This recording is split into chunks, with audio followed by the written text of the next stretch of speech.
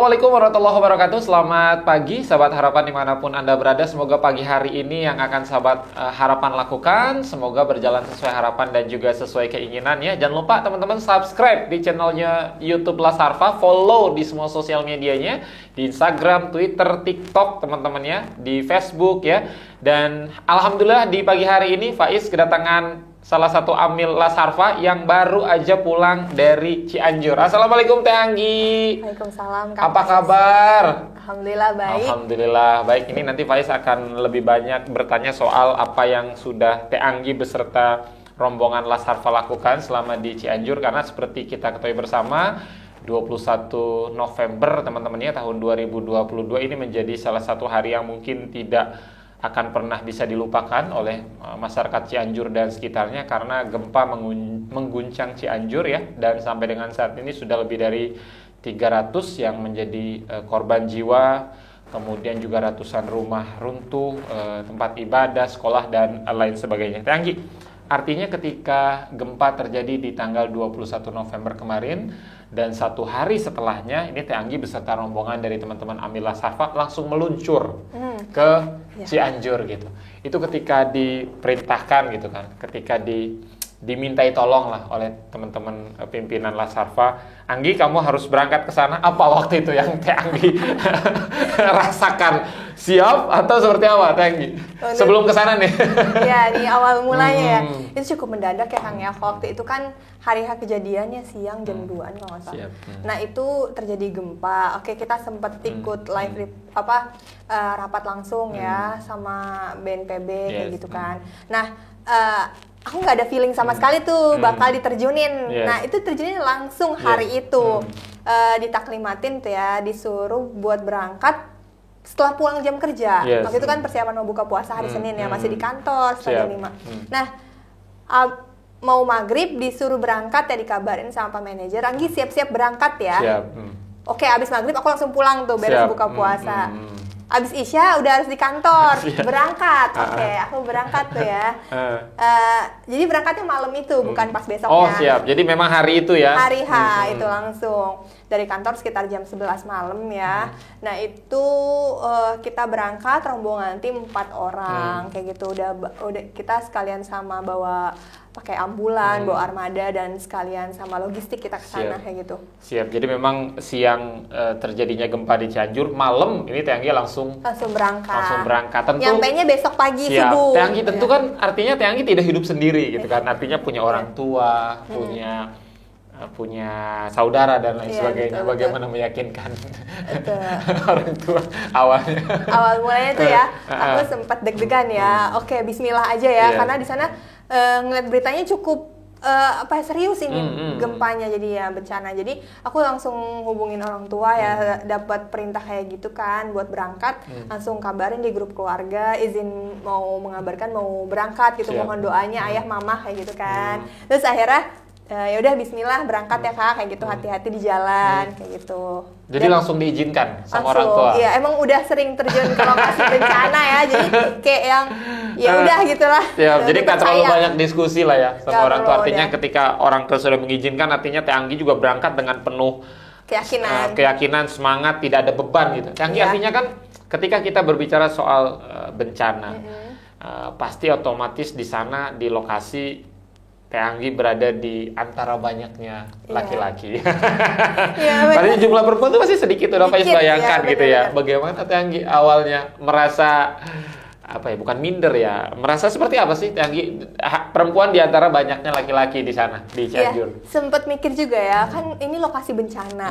Ketika bencana tuh orang tuh menjauhi bencana gitu kan, jauhi lokasi. Nah, kita sebagai relawan tangguh gitu ya, nyamperin gitu kan, mau memberikan bantuan baik itu tenaga, pikiran, logistik dan sebagainya kayak gitu. Jadi ya kebetulan diamanahkan juga sebagai koordinator lapangan dari perwakilan Harfa dan komandan posko juga di sana. Ya karena sudah terbiasa sebelum-sebelumnya gitu ya, menangani posko bencana gitu. Jadi ya alhamdulillah gitu ya, bisa menyesuaikan gimana kita bisa pintar-pintar menempatkan diri aja ya. Karena itu lokasinya terbuka kalau malam, di sana tidurnya juga banyakan di tempat terbuka kayak gitu, karena takut banyak banget berkali-kali itu gempanya. Jadi kita khawatir ya. Betul, gitu, siap. Jadi tidurnya di tempat terbuka gitu. Khawatir ada gempa susulan. Memang sering terjadi gempa susulan di Cianjur. Tadi menanggapi itu ya Kang ya, emang perempuan kan butuh ruang privasi lebih gitu ya. Betul. Nah, kalau laki-laki kan biasanya sembarang aja.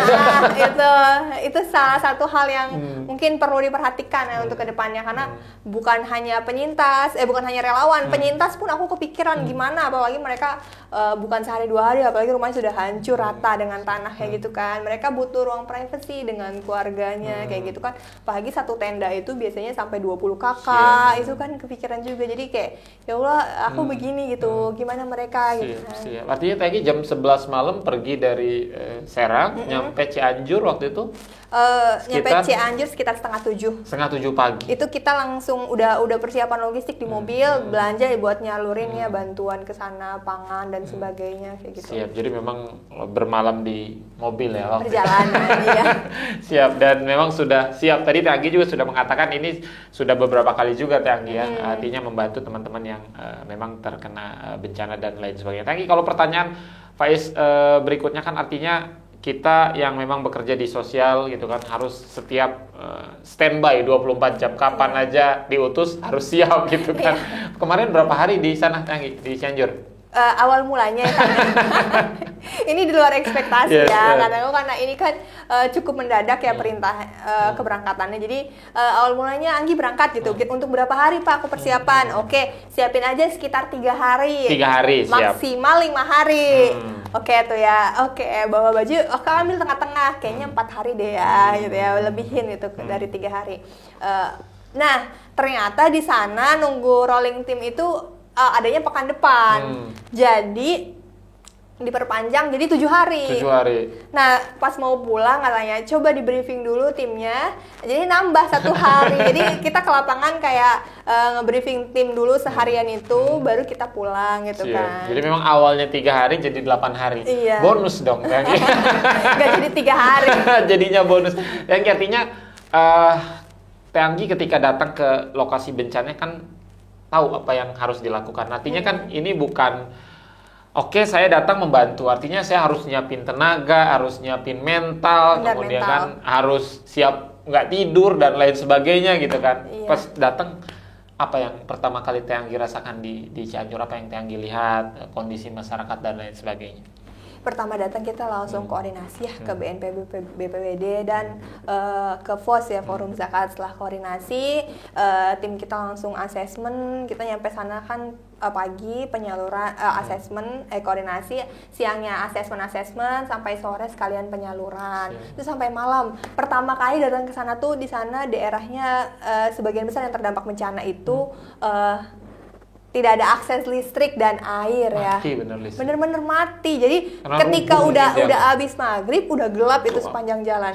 Gelap dan untuk akses di kamar mandi itu nggak ada air sama sekali. Nggak ada air sama sekali. Jadi ya terpaksa ya untuk 1 hari pertama masih nggak mandi berarti. Nggak mandi 2 hari pertama. Aduh. Siap. Nah itu masih pakai air yang ada gitu ya, kayak gitu.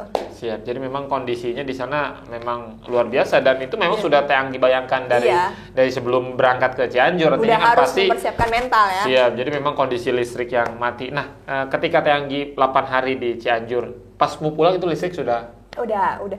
Kalau misalnya di daerah yang tengah-tengah kotanya udah pada nyala ya, tapi di daerah yang pusat gempanya daerah seperti Cugenang dan sebagian Warung Kondang kayak gitu, itu kan masih rumahnya roboh ya. Jadi udah emang mereka juga minta akses listriknya diputus aja gitu karena masih banyak gempa susulan. Dan aku sendiri nyaksiin ya teman-teman di sana.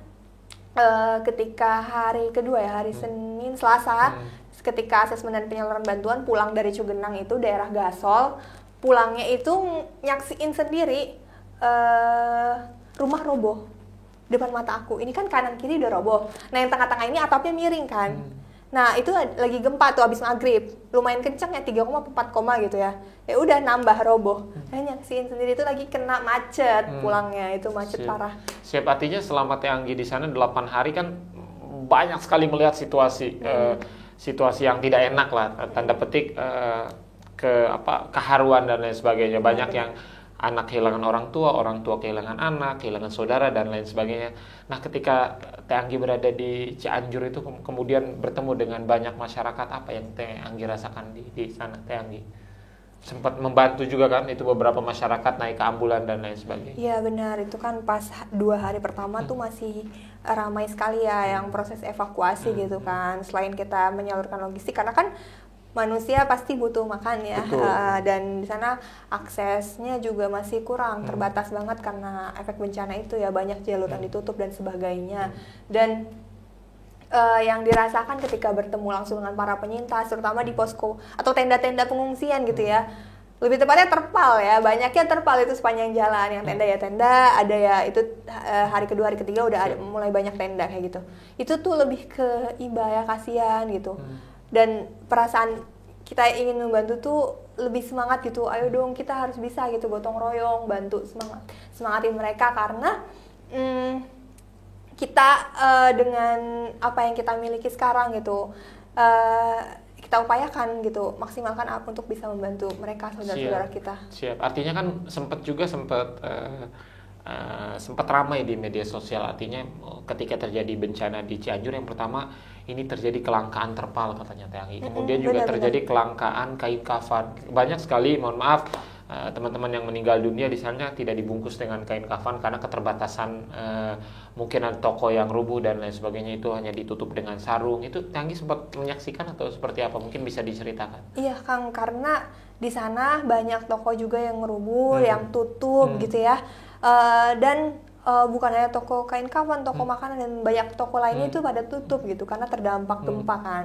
Dan banyak banget itu korban jiwa satu hari, dalam hari yang sama, waktu yang sama, itu korban jiwa banyak sekali. Jadi untuk penyaluran logistik kain kafan ini yang terbatas. Misalnya kain kafannya ada dari luar kota gitu kan, untuk sampai ke tangan keluarga penyintas yang keluarga jenazah itu kan butuh waktu, butuh proses gitu kan. Dan di daerah sana juga langka gitu karena semuanya banyak yang butuh gitu kan gitu. Siap. Jadi memang itu benar-benar adanya ya, benar, karena begitu, banyak yang roboh dan lain sebagainya. Dan alhamdulillah teman-teman, bangsa Indonesia ini adalah bangsa yang kita harus mengakui bangsa Indonesia adalah bangsa yang paling dermawan di dunia, bahkan nomor 1. Ketika terjadi musibah di sebuah daerah itu biasanya tuh langsung tuh bantuan berdatangannya.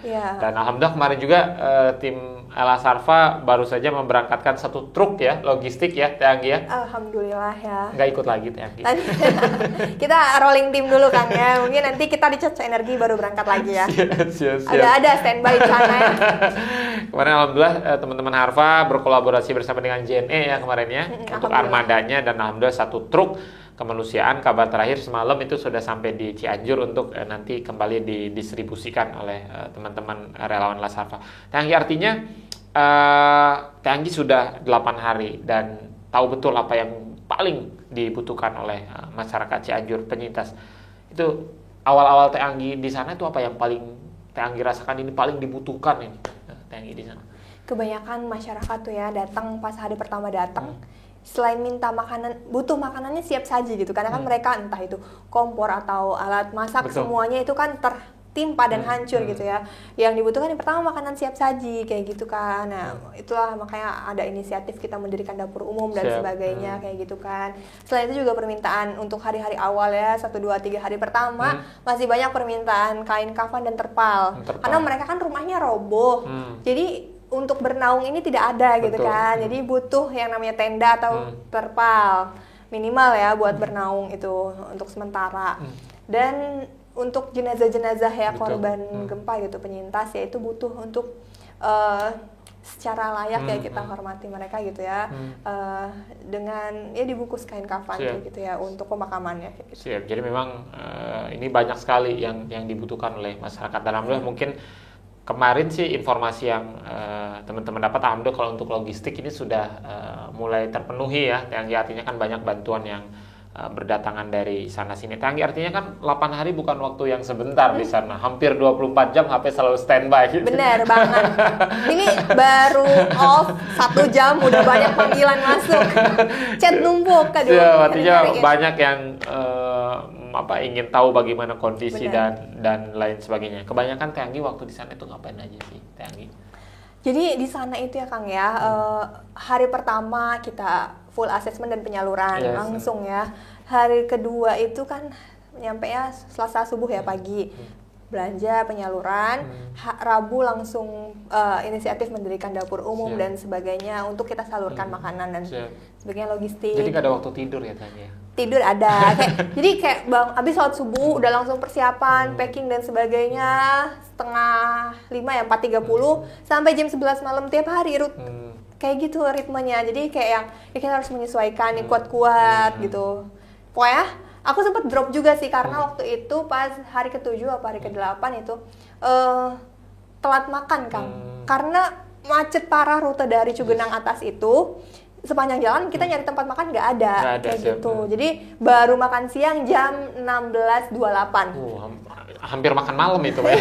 Menjelang makan malam itu udah perih banget perut. Aku kebayang sih gimana para penyintas jangan sampai gitu kebutuhan logistik atau makan mereka telat juga gitu ya. Khawatir, apalagi kan banyak anak kecil di tenda pengungsian itu kan. Siap. Jadi memang full ya 8 hari di Cianjur, Tanggi berserta 3 teman ya. Karena waktu itu berangkat berempat ya. Tim Harfa, relawan Harfa berangkat di hari yang sama ya, ketika terjadi gempa di Cianjur tanggal 21 November, gempa siang ya.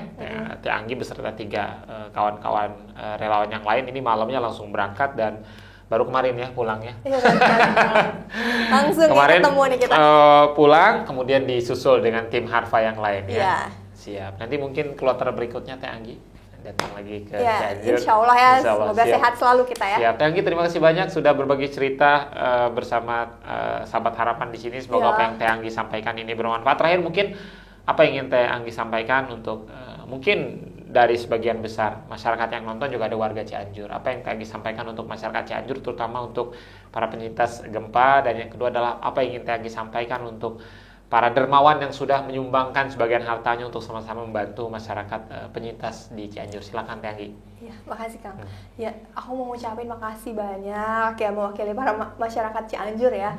Ini aku ngerasa dampaknya luar biasa banget dengan adanya bantuan, tangan-tangan baik dari orang-orang baik yang menyalurkan donasinya melalui Harfa yang insya Allah sampai gitu kepada para penyintas gempa di Cianjur dan terasa banget manfaatnya buat mereka karena itu bantuan yang sangat dibutuhkan oleh mereka karena kan banyak banget ya kita punya list data assessment dan kebutuhan masyarakat di sana gitu dan untuk masyarakat Indonesia jangan lupa ya tetap doakan saudara-saudara kita di sana, bantu sebisanya kayak gitu ya. Kalau misalnya masih terbuka ya Kang buat berdonasi ya.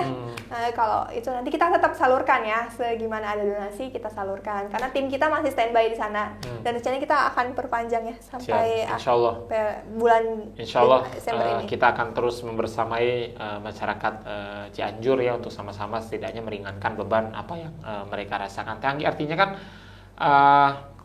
ini kan kita tidak bisa tahu ya kapan bencana itu terjadi dan lain sebagainya. Kalau yang kemarin di Cianjur berarti Tanggi sudah berapa kali tuh ketika terjadi bencana nginep di lokasi bencana? Udah tak terhingga kayaknya. Selama di Harfa sudah berapa lama? 8 kali kayaknya. Aku 6 tahun. Januari nanti 6 tahun ya. Harusnya dapat sertifikat tuh ya.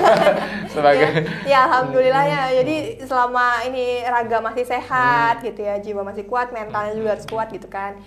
Ya kita bantu apa yang bisa kita bantu kayak gitu ya. Salah satunya menyalurkan bantuan dari para donatur orang-orang baik di sana yang bisa kita lakukan, berikan yang terbaik untuk membantu para penyintas di sana. Siap. Gitu. 6 tahun di Harfa, luar biasa. Nanti Januari ya. Hampir 6 tahun di Harfa, artinya sudah banyak pengalaman lah yang Teh Anggi dapat. Insya Allah akan ada tahun-tahun berikutnya Teh Anggi ya. Terima kasih banyak Teh Anggi sudah hadir di podcast Las Harfa. Ini kabar dari Cianjur ya. Faiz pamit, Teh Anggi pamit. Assalamualaikum warahmatullahi wabarakatuh.